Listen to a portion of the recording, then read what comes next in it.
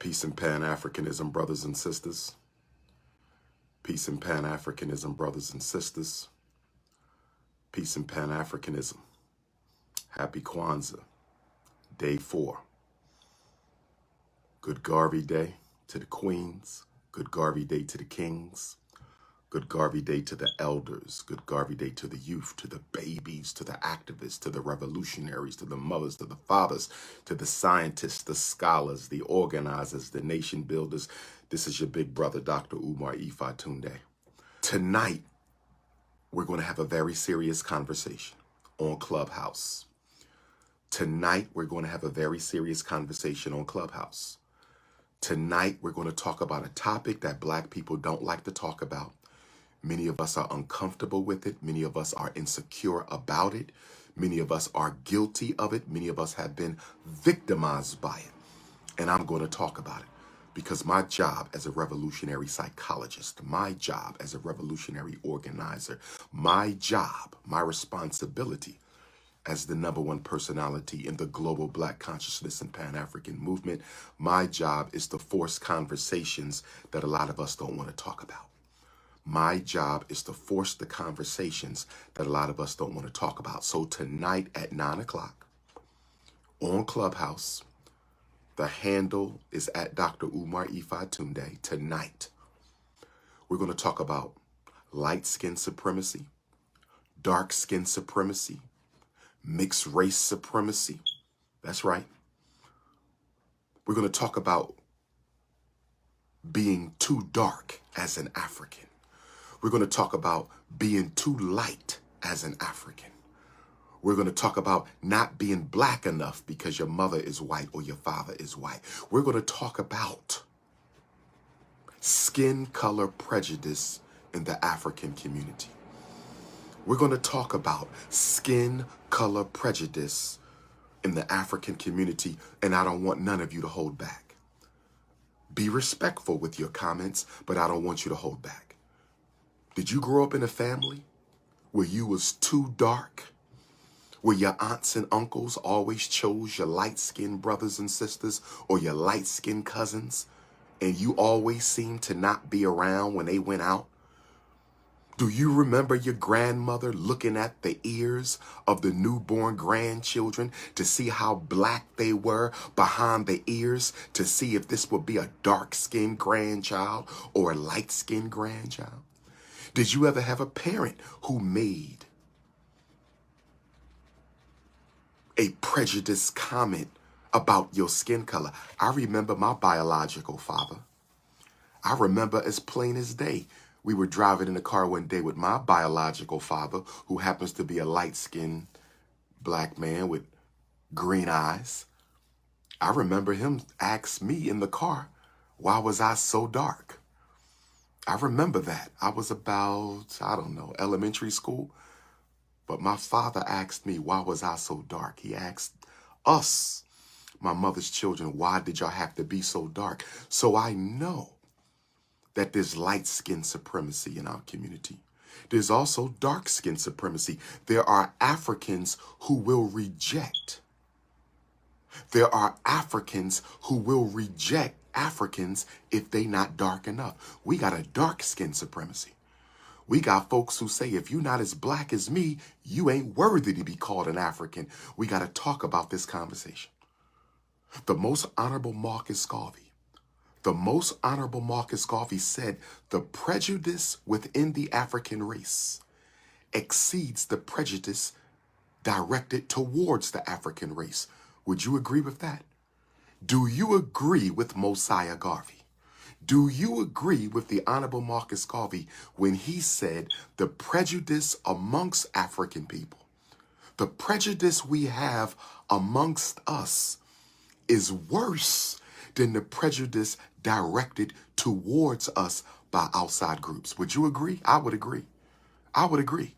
I think we are more petty with our skin color issues within the race than we are than other people. Because for white folks, you all Black. Chinese, you're all Black. No matter if you're mixed race, light skin, brown skin, butter almond, butter pecan, cinnamon, nutmeg, sweet brown sugar, honey, peanut butter, you're all the same to the Chinese. You're all the same to the Arabs. You're all the same to the Mexicans. You're all the same to the European Jews. You're all the same to the Anglo-Saxons. But when we get behind closed doors, we start splitting the race up. We start looking at hair color. We start looking at African features. I know for a fact that a lot of light-skinned children have been mistreated because they were light. Working in the schools,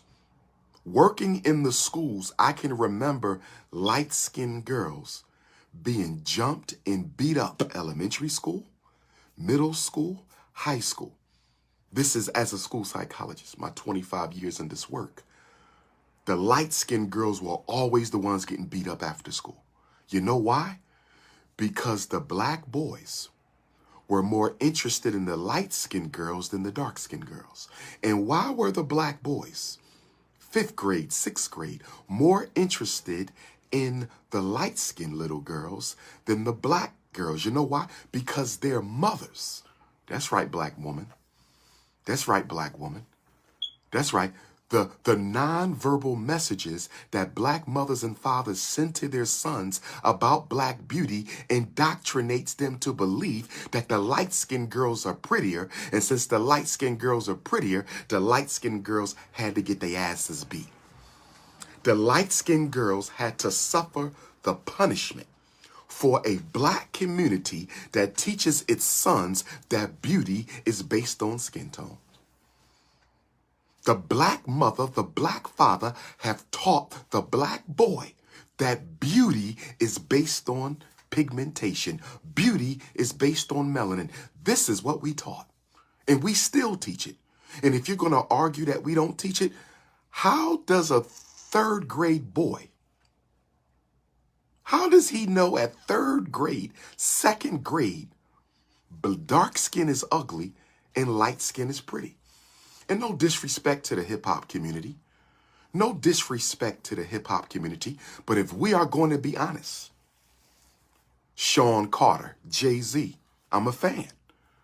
But Mr. Carter, and I hope this doesn't stop you from donating to the Frederick Douglass and Marcus Garvey Academy, but growing up listening to hip-hop, Jay-Z has had a lot of very negative comments to make about dark-skinned women. I don't think it's a coincidence that his wife, Queen Beyonce, who we love and respect, is light-skinned, because all he talked about in his rap music was wavy, light-skinned women. And when he talked about dark-skinned women, he would call them fum-fu and everything else. Lil Wayne. I just heard Chris Brown, and I like Chris Brown. I think he's one of the most talented black men of the 21st century. But I just heard about Chris Brown making negative conversations, negative comments about dark-skinned women. I see NFL players on boats with mixed race and light-skinned babies. Last year, somebody sent me a video clip of NFL players with their light-skinned babies saying, if your children are not this light, you ain't winning. This is what they said.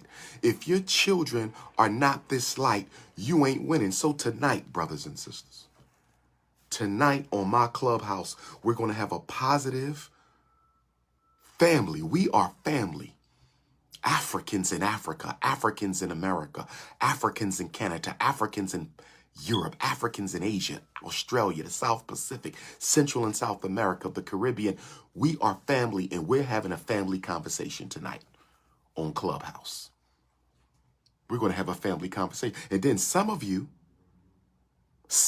don't even know that you practice skin color prejudice. Some of you don't even know. Some of you are not aware of your skin color prejudice. Some of you are stone cold dark skin supremacists, and you don't even know it. Some of you are stone cold light skin supremacists, and you don't even know it. Some of you are stone cold mixed race African supremacists. And I've seen a lot of mixed race Africans get mistreated. I see that all the time. I see mixed race Africans get treated all the time. I don't know who has it the worst. The mixed race African, the light-skinned African, or the dark-skinned African. The only people who safe are the brown-skinned Africans. If you ain't brown, you might belong to a marginalized section of the African race. If you are not brown skinned, you probably have been victimized. If you're too light, I know you've been victimized. I don't know of a super light, bright African, not mixed race, not even mixed race. Both parents are black, but they happen to come out super light, bright. I don't know one who have not been psychologically traumatized by black people. I don't know of a dark-skinned African, especially women. I don't know of a dark-skinned African woman who hasn't been traumatized. I don't know of a biracial, mixed-race African who hasn't been traumatized. How can we raise our children? How can we heal this with the babies if we still practicing it ourselves? I got to hold black women accountable. Because I hear black women say all the time. I only like dark-skinned men. I hear sisters say all the time, I only date dark skin. I'm only attracted to dark skin. I don't like light-skinned men. Well, let me ask you a question, sisters.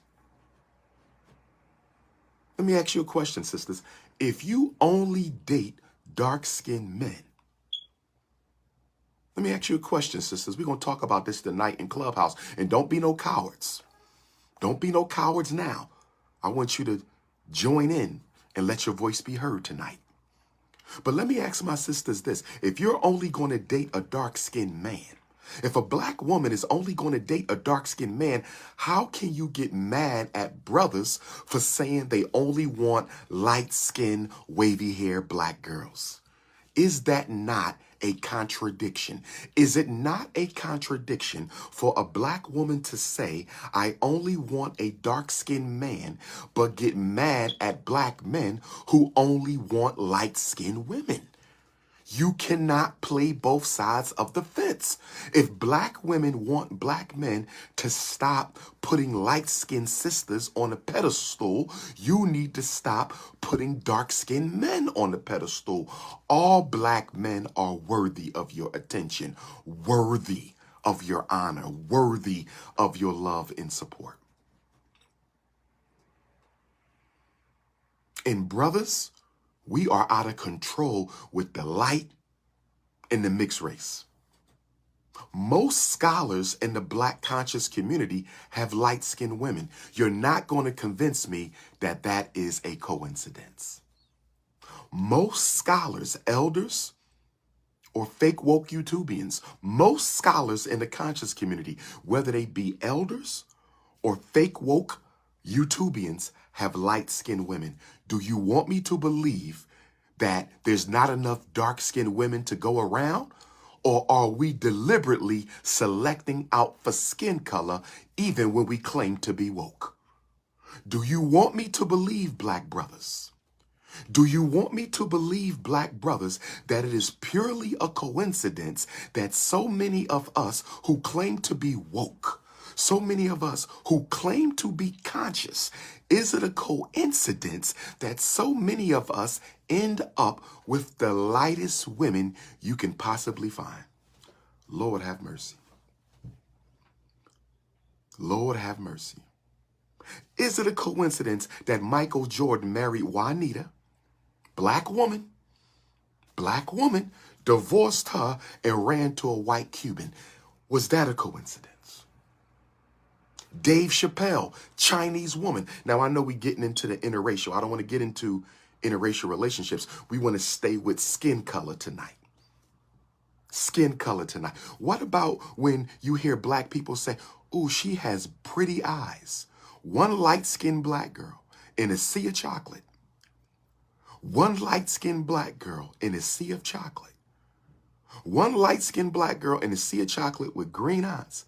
And the black people will fawn all over her European eye color. When you tell her her eyes are so pretty, what are you telling all the other black girls with brown eyes? When you tell the one light-skinned girl that she's so beautiful, what are you saying to all the chocolate girls around her? And I do not want to demonize light skin, because I recognize our light-skinned brothers and sisters are often assumed to be bougie and think they're better even when they're not. Some of the best brothers and sisters I've struggled with were light-skinned. Some of the best brothers and sisters I've struggled with were light-skinned. Some had green eyes, blue eyes, hazel eyes. Some were just light-skinned. Some were mixed race. So I understand. I understand.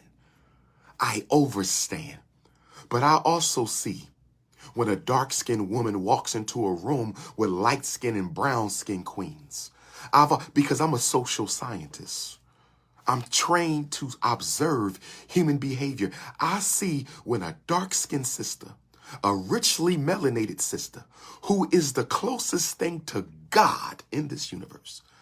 The black chocolate woman is the closest thing to God because she is the undiluted original queen of this galaxy. But when she walks into a room with brown-skinned sisters and light-skinned sisters, I can see how uncomfortable a lot of dark-skinned women get.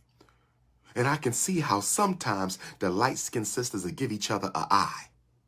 I've been told by dark-skinned women that they can't even hang in certain social circles because these little cliques that black women live in, these cliques, some cliques don't allow dark skin. And if we want to be honest to my sorority sisters, who I love you, I love my Zetas, I love my AKAs, I love my Deltas, I love my Sigma Gamma Rhos, I love my Eastern Stars.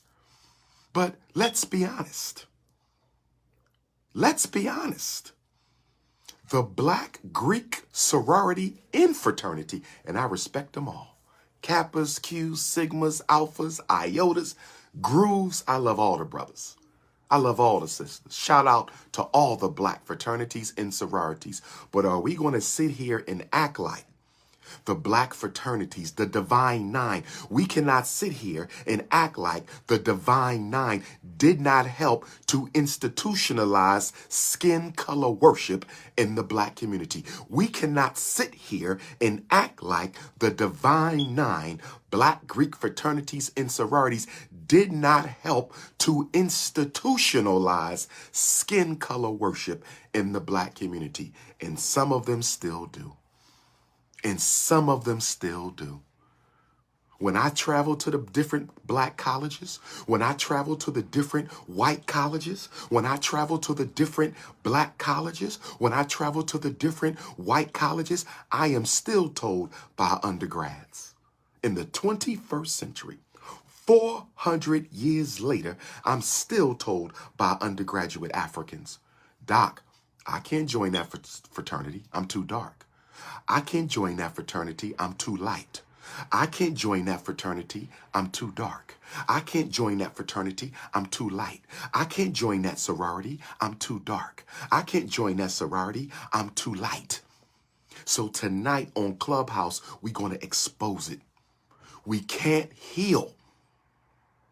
We can't heal unless we go into the uncomfortable spaces of the global African reality.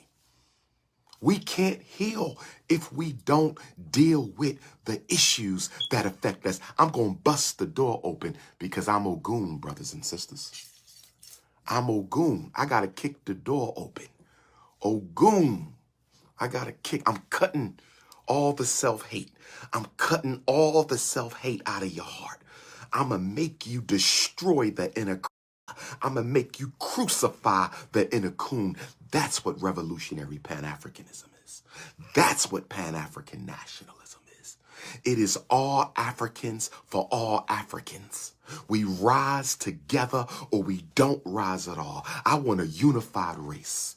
I want a United States of Pan-Africanism. I want a United States of Pan-Africanism. And we got to deal with the skin color issues. Why our Jamaican brothers and sisters, our Senegalese brothers and sisters, our Haitian brothers and sisters, skin bleaching like it's going out of style. Black folks are out there getting surgeries to bleaching their skin up. Skin color, light skin supremacy, dark skin supremacy. I once stopped dating a sister. I once stopped dating a sister because she was a light-skinned supremacist. I didn't know that at first. But every time we got around dark-skinned Africans, she had something negative to say. I'm like, what's going on with you? She didn't even realize it. Every time we got around some dark-skinned African brothers, and she had something to say. What's wrong with you? I had a dark-skinned sister tell me that light-skinned women are nasty. I had a dark-skinned sister tell me that, you know, them light-skinned women, they not clean, Dr. Umar. Light-skinned sisters don't clean their bodies the way dark-skinned. Where the hell do y'all get this? Where do you get this from? Who told you light-skinned women are dirty? I've had light-skinned brothers come around me say, Doc, you might accept me, but I'm telling you right now, the dark-skinned dudes are not going to like me because of my skin color. They think I'm going to get all the women because I'm light-skinned. These are things I hear. I hear this stuff now, brothers and sisters. I'm not talking old stuff. We got to get over this. We are raising our children like this. Y'all remember Spike Lee's School Days? Y'all remember Spike Lee's School Days movie about the light skin, the dark skin? And let me say this. Everybody's a victim and everybody's a perpetrator. Dark-skinned Africans are just as guilty of perpetuating skin color worship as they are victims. Light-skinned Africans are just as guilty of perpetuating skin color worship as much as you are a victim. Now, on my Instagram post, I want to say this. Light-skinned Africans, don't be disingenuous about this conversation. Because I'm seeing a lot of light-skinned Africans say things like, I have never seen a light-skinned privilege. Now, I would agree with you. I don't think your light-skinned privilege is as great as is presumed. I don't think light-skinned privilege is as great as it has been presumed to be. I think light-skinned privilege is exaggerated, especially in the 21st century. I would agree, but I would totally disagree with you. And I would have to call you disingenuous if you're going to sit here and tell me that you do not notice any differences at all in the way you are received as compared to dark-skinned Africans. You're not going to tell me you don't notice that the hip-hop community is a light-skinned supremacy community. You're not going to tell me you don't notice that our black models are overwhelmingly light. You're not going to sit here and tell me you don't notice that dark-skinned Africans are often overlooked for roles in film and in theater and even in the black community with our sororities and organizations, and even our elected officials are overwhelmingly light-skinned. So even when we separate white supremacy, even when we step out of the white institution and just look purely at the black community, you're not going to tell me that you do not experience at least a degree of light-skin privilege. If you're going to say that, I'm going to have to accuse you of being a little disingenuous. A little disingenuous, just a little. But I agree, light-skinned Africans are victimized as much as dark-skinned, especially the little girls.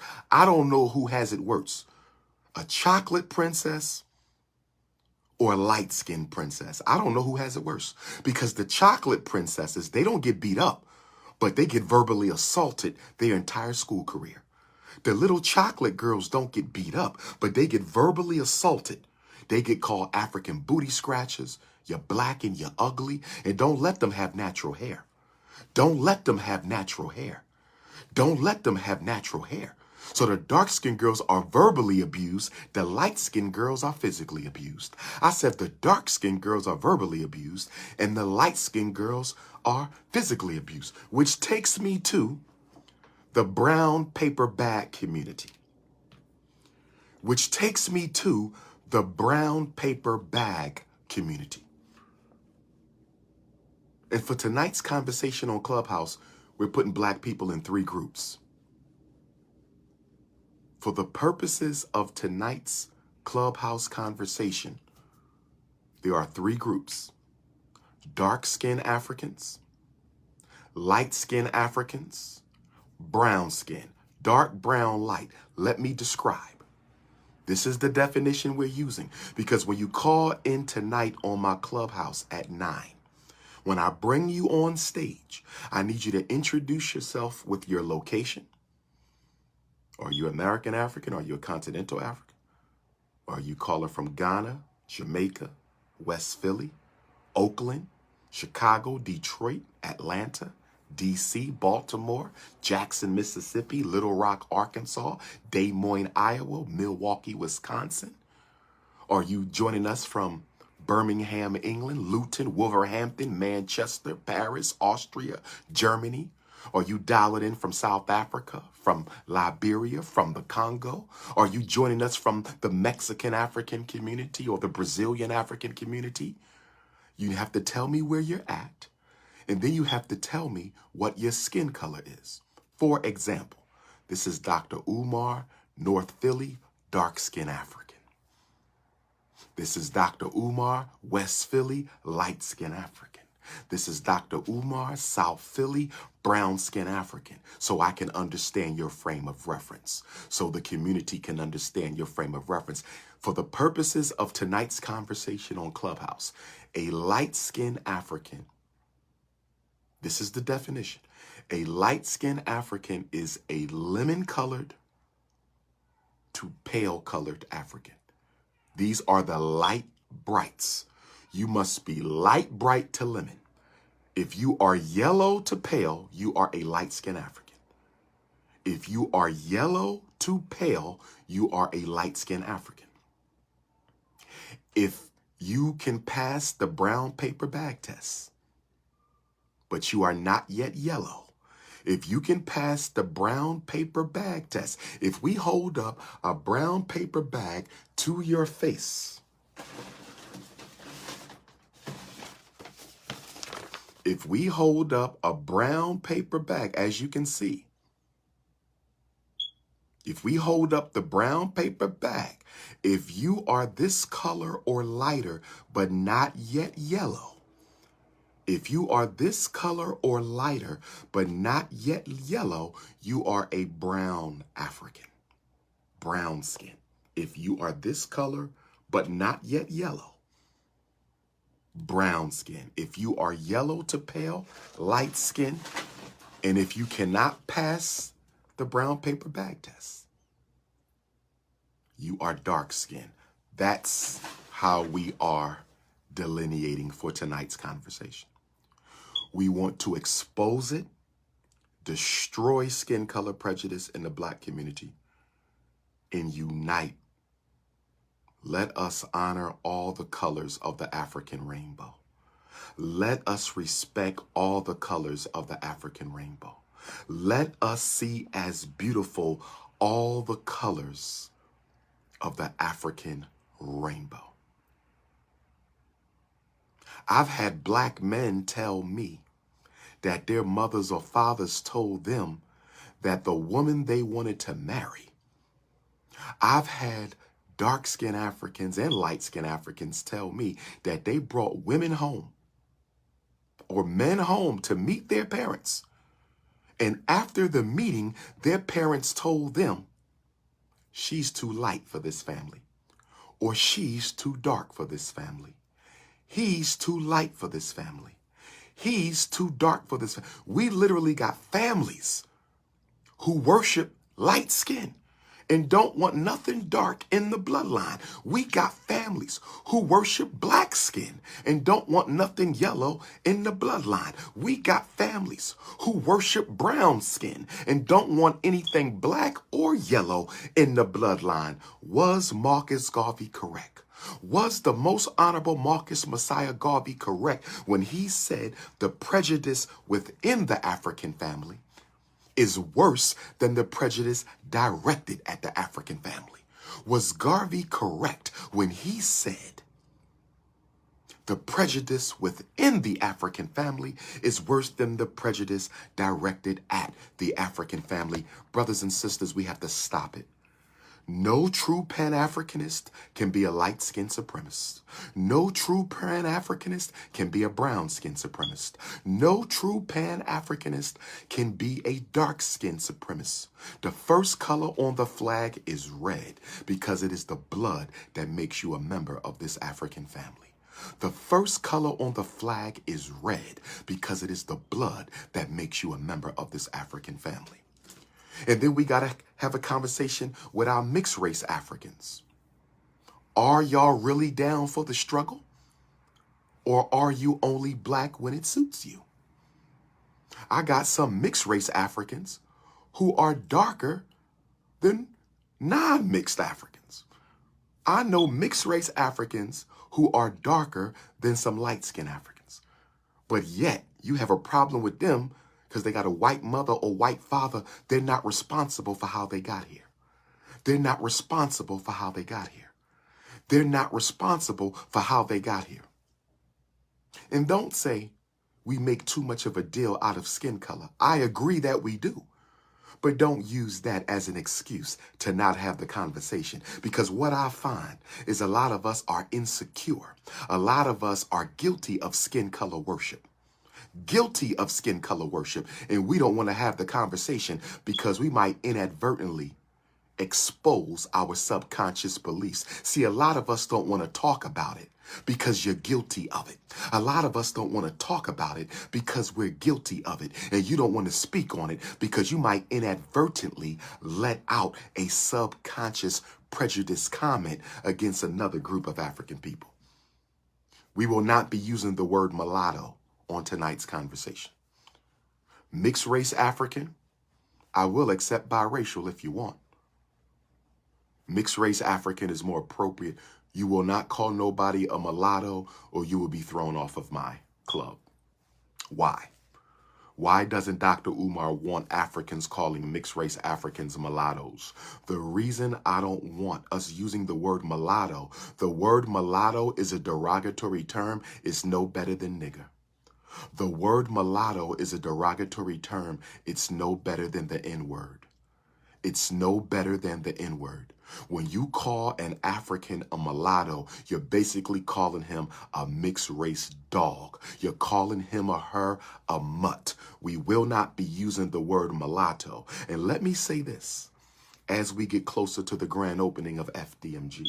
Let me say this as we get closer to the grand opening of FDMG. If you ever disrespect a light-skinned African on my campus, if you ever disrespect a brown-skinned African on my campus, if you ever disrespect a mixed-race African on my campus, you will never be allowed on that campus again. The Frederick Douglass and Marcus Garvey Academy is a Pan-African universe.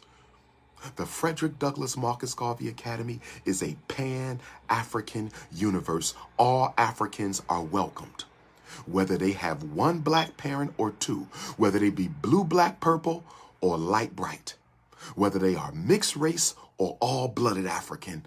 All Africans are comfortable at FDMG. And if you come there and you try to introduce your little petty prejudices and your petty biases, you want to discriminate, your ass will be entered into the Book of Negroes. In the Book of Negroes, I don't care what color you are. In the Book of Negroes, I don't care what skin tone you have. Heaven on earth will be practiced at the Frederick Douglass Marcus Garvey Academy. We are one people. We are one community. We are one race. We are one family. We are one people. We are one community. We are one race. We are one family. But tonight, tell the truth of how you feel. If your mother and father raised you to worship skin color, say that. If you hate yourself for being light-skinned because of how you've been treated by other black folks, say that. If you are a mixed race African and you don't feel comfortable coming to the DR.UMAR lecture because black people look at you like you don't belong, say that. Tonight we will heal from this womb that white supremacy put in us, known as skin color prejudice. Tonight we destroy light skin supremacy once and for all. Tonight we destroy black skin supremacy once and for all. Tonight we destroy biracial bias and discrimination once and for all. We're going to expose the hypocrisy and the pain of our mixed race Africans. We're going to expose and destroy the hypocrisy and the pain of the dark-skinned African community. We're going to expose the hypocrisy and the pain of the light-skinned African community. We're going to expose the hypocrisy and the pain of the brown-skinned African community. With that being said, tonight's conversation is about skin color prejudice within the African race. Tomorrow's conversation is about the LGBTQ. That's right. That's right. That's right. Tomorrow night, if you are black and gay and you have a problem with heterosexual black men and women, if you have a problem with our opinions of you, tomorrow we are giving you a safe forum to express yourself. For the heterosexual Africans, if you know of black LGBTQs and they don't call in tomorrow, they a bunch of hypocrites. He's giving you the opportunity in a respectful, safe place to air your grievance. Tomorrow's conversation is not about whether you agree. Tomorrow's conversation is about whether or not the black LGBTQ. Tomorrow's conversation is about whether or not the black LGBTQ is supportive of the black community, or are they being used by the white power structure? What is the agenda of the black LGBT community? We want to know. Educate us, black LGBTs. I'm calling you out to educate the heterosexual community. What exactly do y'all stand for? What are your goals and objectives? Do you only care about black people who are gay? Because we don't never see y'all. I'm just speaking from me, and you can correct me tomorrow night. I don't see black gays when we're fighting police brutality unless they fight it as black gays. I don't see black gays standing with us when we're dealing with gentrification unless y'all do it as black gays. In other words, whenever y'all do something, y'all have to do it under your rainbow flag. And for me, it is a contradiction. For me, it is a contradiction. For me, it is a contradiction. If you're gay and black, but the only way you can do anything for black people is by waving your flag. Because if you notice, LGBTQ, y'all tend to pull yourselves out and separate yourself from the rest of us. Y'all do. You're a privileged group within Black America, but you try to act like you're not privileged. I believe there is a gay black privilege. If I'm wrong, tell me tomorrow night. I want to ask you guys some questions. I have some questions for LGBTQ, and I'm sure y'all have some questions for us. I have some questions tomorrow night for the LGBTQ. Don't run. Don't run now.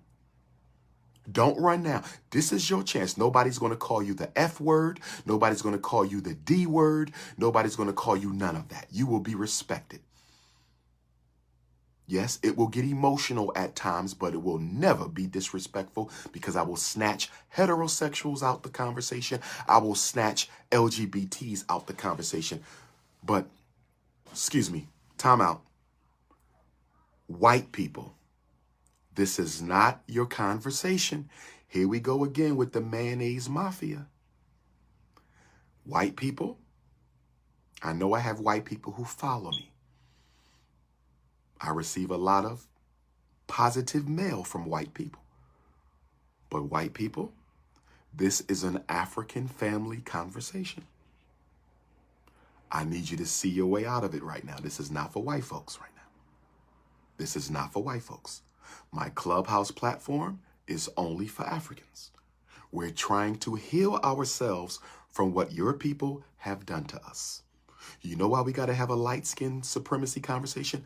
Because your ancestors indoctrinated that into our community. You know why we got to have a homosexual conversation? Because your ancestors indoctrinated that into our community. White folks, get off my live right now, okay? This is not about y'all. I'm not going to disrespect you. Some of you support me. I'm not going to disrespect you. But can you please get the F off my live? I'm having a conversation, a serious conversation with my people. Tonight on Clubhouse, we talking about skin color worship in the black community. Tomorrow on Clubhouse, we talking about the black LGBT political agenda. RBG versus LGBT. Respectfully, can we have a conversation without calling each other names? Can we have a conversation without getting all in our feelings? Because I'm telling you now, if we gonna save black America, if we gonna save black Africa, if we gonna save black Europe, if we gonna save black Brazil and black Colombia and black Jamaica and black Haiti and black Turk and Caicos and black Bahamas, if we gonna save black Canada and black Australia, brothers and sisters, we gotta resolve this. We can agree to disagree, but let us have some principles of understanding. We need mutual points of understanding. Muslims and Christians do not agree on some very serious principles. Muslims and Christians do not agree on some very serious principles, but they do have some principles of respect. We may never see eye to eye. We may never see eye to eye, but let us at least find out what each other stands for, what each other believes in, and let us move forward, agreeing to disagree, but with respect.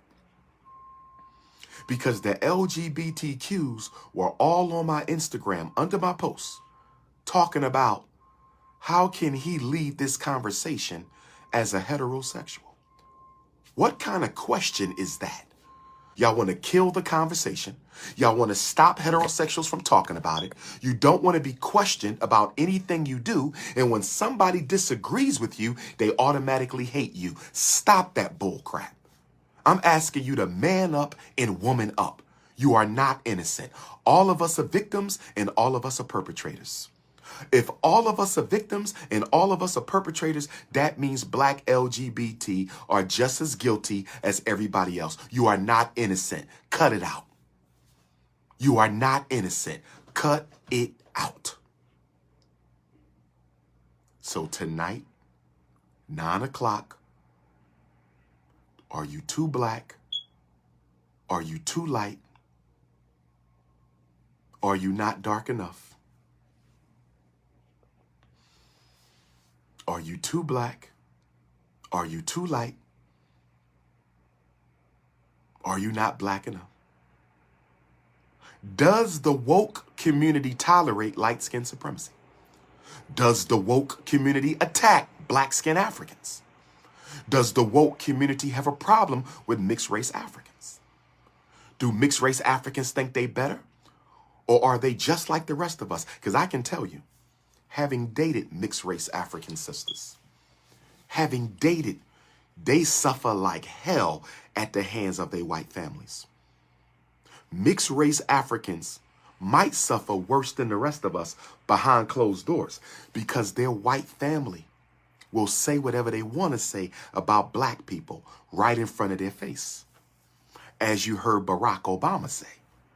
But just like a Barack Obama, some mixed race Africans will still align themselves more with white people than black people. Some mixed race Africans will still align themselves more with white people than black people. But to my mixed race Africans, is that a myth? Is it a myth that y'all think y'all white? Is it a myth that y'all don't want to be black? Is it a myth that y'all don't identify as being black? Let's expose it all. I am here to expose the wounds so they can heal. See, when you break a bone, you got to set that bone back correctly or it'll never heal properly. When you have a wound on your body, you got to make sure you dress that wound up properly or it'll never heal. And Dr. is here to say we have not addressed the wounds of light-skinned, dark-skinned, biracial supremacy adequately. We have not addressed the wounds of the black LGBT. So we got to tear the scab off. We got to tear the scab off and squeeze the pus out. We got to tear the scab off and squeeze the blood out. We going to tear the scab off tonight on skin tone prejudice in the black community. We going to tear the scab off tonight. Tomorrow, we tearing the scab off of the LGBT versus the RBG. Can we respect each other and agree to disagree? What do y'all stand for? And then on January the 1st, I have 3 clubhouses to honor the last 3 nights of Kwanzaa. I have 3 clubhouses to honor the last 3 nights of Kwanzaa. Tonight, Skin Color Prejudice, 9 p.m. Eastern Standard Time at Dr.UMAR Ifatunde on Clubhouse.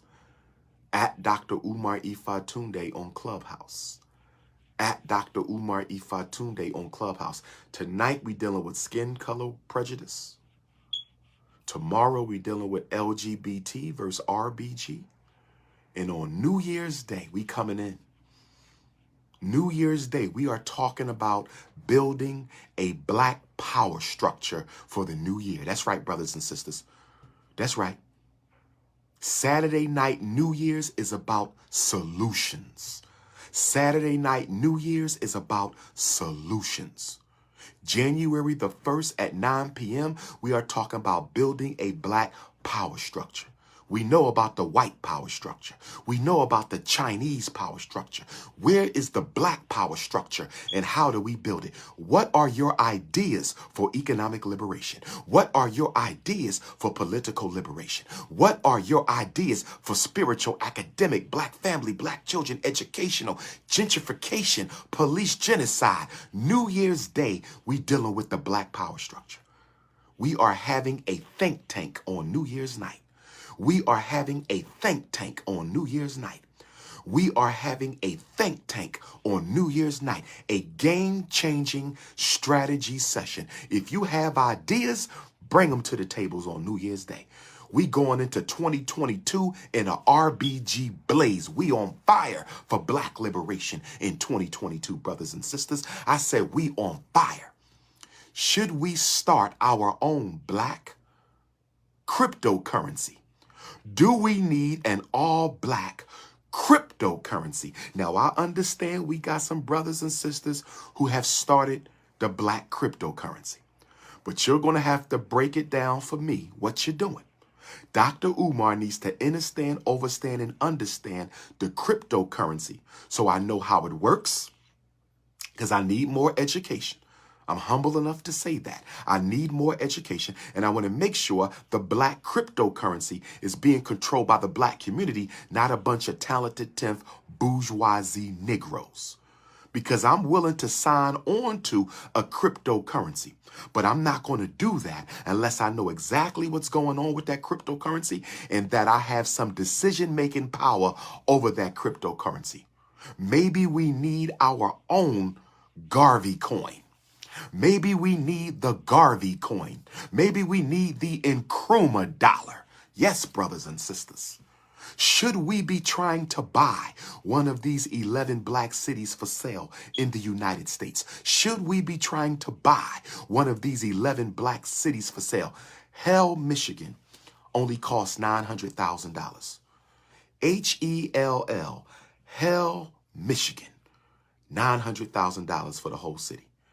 Hell, Michigan is 1 hour from Chicago. Hell, Michigan is 1 hour from Chicago. Should we go and buy Hell, Michigan, build our own hospital, our own supermarkets, our own schools, our own banks, our own shipping industry, our own distribution network, our own manufacturers, black power structure, now waiting on reparations? That's not a part of this. Nope. We support reparations. We will fight for reparations. It has no place in the conversation on the black power structure because this is a nationalist power structure. This is a do-for-self power structure. This is about solutions. We need to start selling an all-black water. We need to start selling an all-black water. Is there anybody out there? Yeah, we got some brothers selling all-black water. I need to have a conversation with the all-black water family. We're going to have a Clubhouse chat one day with the all-black water family because we got to find out how we can get black water to the entire African world and use some of that money to subsidize the building of Black Wall Street. So New Year's Day is all about solutions. Tonight, we're going to dissect skin color worship. Tomorrow, we're going to dissect RBG versus LGBT. And then on New Year's Day, it's all about the solutions.